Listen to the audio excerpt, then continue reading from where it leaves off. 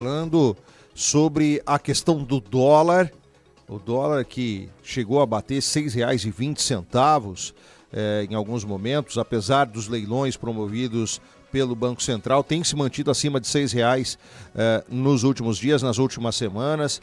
E isso, embora pareça um assunto apenas nacional, que talvez não tenha influência aqui para o Oeste Paulista, para quem não acompanha a questão econômica, a gente sabe que é de enorme influência em diversos setores da economia de Presidente Prudente e da região, e por isso nós convidamos o professor e consultor financeiro Moisés Martins para conversar com a gente aqui no CBN Fronteira. Professor, muito bom dia.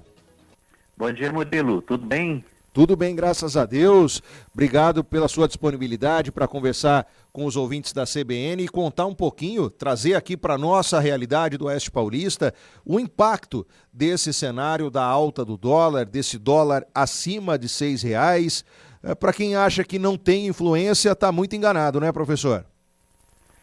Murilo, é sempre um prazer falar com vocês, né? Eu quero dizer o seguinte, do menor ao maior, o dólar tem influência. Vou fazer uma brincadeira para a gente começar um papo bem legal.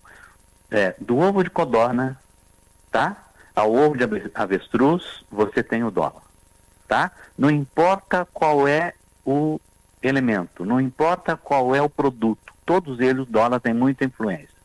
Então a influência ela é total nesse aspecto, né? Então seja ele um trabalhador da cidade, seja um trabalhador do campo, tudo isso nós vamos depender do dólar porque tudo depende de insumos, tá? Então isso é visível e a gente precisa saber disso. Professor, o senhor comentava aí, por exemplo, citando a questão do agro, e é um setor tão base e que tem uma ligação direta com o dólar, porque muitas vezes a gente fala das tais commodities, os produtos que estão ali na base do agro, que muitas vezes são um alimento para as criações, são os produtos que são usados para o cultivo, são produtos que são base, às vezes, da alimentação também. Tudo isso é medido em dólar, né, professor? Então, Murilo, olha para você, para os nossos ouvintes entenderem um pouco melhor, o Brasil ele é essencialmente agro e ele exporta muito, né? Mas ele exporta o nosso produto, quando na verdade para fazer esse produto, para conseguir esse produto, nós precisamos então importar insumos, tá? Então o agronegócio ele é sem dúvida alguma o que necessita mais disso. Então nós precisamos, né, inseticidas, herbicidas, nós precisamos de tudo nesse sentido e precisamos também de outros vários produtos, outros insumos para ser transformado em produto. Esse produto vem aqui e nós exportamos, né? Então, a elevação é sempre em cima disso. Então, sempre que sobe esse produto, né? Quer dizer, a influência vai dar naquele consumidor, porque o bom produto, aquele produto melhor, a gente acaba jogando para fora. Aquilo que não é tão bom fica aqui dentro e ele fica de uma forma reduzida. E como ele fica reduzido, o que acontece então? Eleva-se o preço, ok?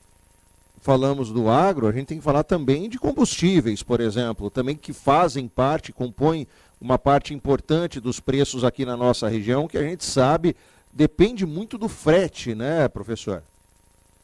Então, a logística é uma coisa muito séria, né? Então, quando você fala, olha, o alimento, ele teve um aumento, outro produto teve um outro aumento, mas ninguém esquece que a necessidade de transportar o produto daqui para São Paulo, de São Paulo, você tem que buscar isso, então, lá do Pará, trazendo para cá, daí da Bahia, esse negócio todinho. Tudo isso tem o quê? Além dos insumos que nós já falamos aqui, nós temos também a gasolina, nós temos também o quê? Em resumo, não vamos nem falar do etanol, nem da gasolina, vamos falar do combustível em geral, tá? E esse combustível não é só também pela logística, é para o toque das máquinas, para tudo isso há necessidade, então, desse elemento que ele é fundamental para a nossa região, que somos de serviço também, mas a maior parte nossa é do agro.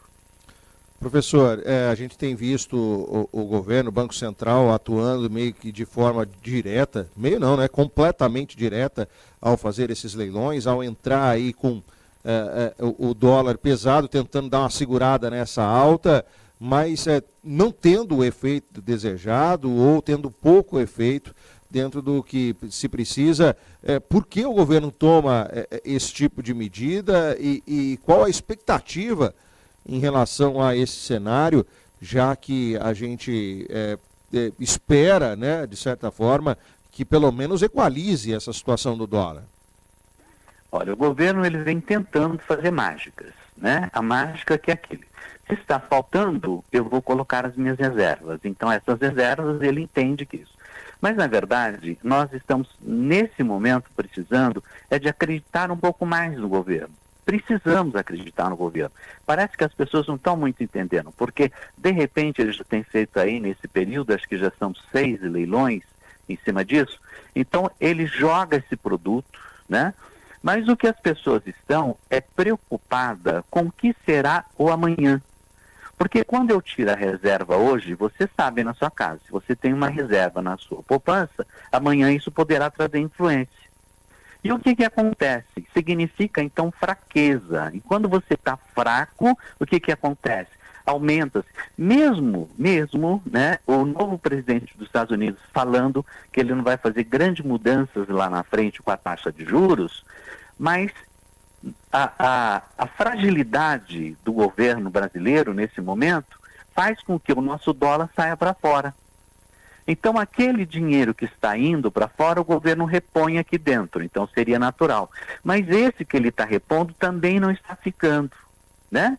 Então, para fazer tudo isso, a ideia qual é? Então, a ideia é falar em aumento da taxa de juros.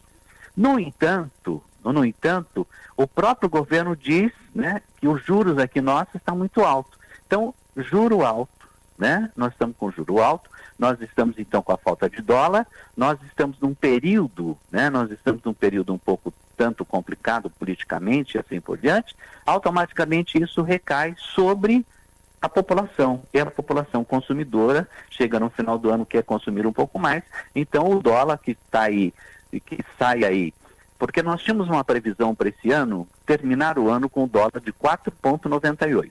No entanto, nós estamos aí com 5,20, 5,16, 5 e alguma coisa. Vai cair?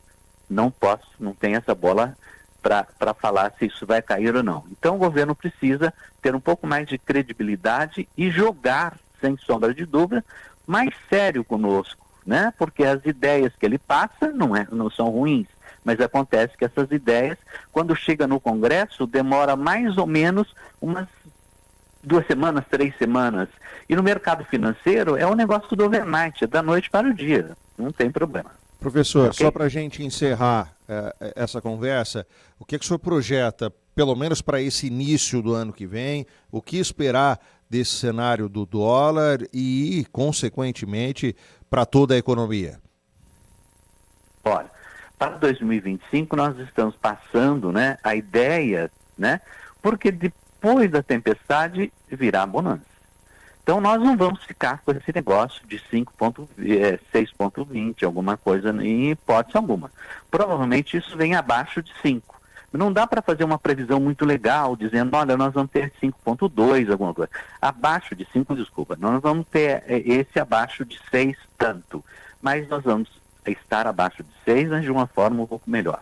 O que nós precisamos, na verdade, é que o povo brasileiro acredite no seu talento e que para o ano de 2025, com certeza, não será tão louco igual esse final do ano. Não será, de forma nenhuma, né? E que a gente comece, então, a entender que quando a gente começar a produzir, e essa produção for vendida aqui dentro, né, não está tão preocupado com a elevação dos produtos lá fora, e aí será melhor. Porque a globalização só vai facilitar para os maiores, e nós ainda não somos um dos maiores. O senhor acha que vem alta de juros, professor? Olha, a projeção da alta de juros, né, ela está aí projetada para 14,5, né, para 14,5. Aí nós estamos entendendo o seguinte, nós vamos ter a mudança agora do Banco Central. Essa mudança do Banco Central é favorável ao governo que sair.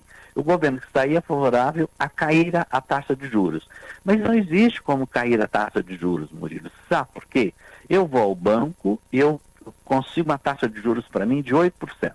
Você vai ao banco, só que você é um cliente maravilhoso, você tem uma série de coisas, então você consegue uma taxa de juros, por exemplo, para 6%.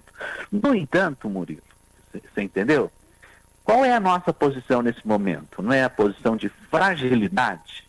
Então temos que subir a taxa de juros para ver se a gente melhora um pouco e traz esses dinheiros que estão saindo, esses dólares que estão saindo para fora, para ver se esse dólar volta. Então, para esse investimento voltar, é preciso aumentar a taxa de juros e fazer com que a população brasileira trabalhe mais.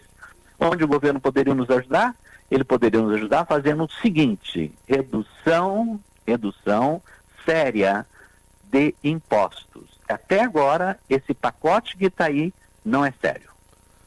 Obrigado, professor Moisés Martins, consultor financeiro, professor que sempre está disposto a trazer esse esclarecimento nessa linguagem tão didática para toda a comunidade do Oeste Paulista, os ouvintes da CBN. Obrigado mais uma vez, professor.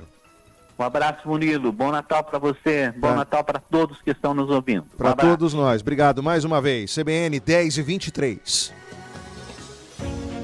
2024 está chegando ao fim. E nós, da CBN Prudente, queremos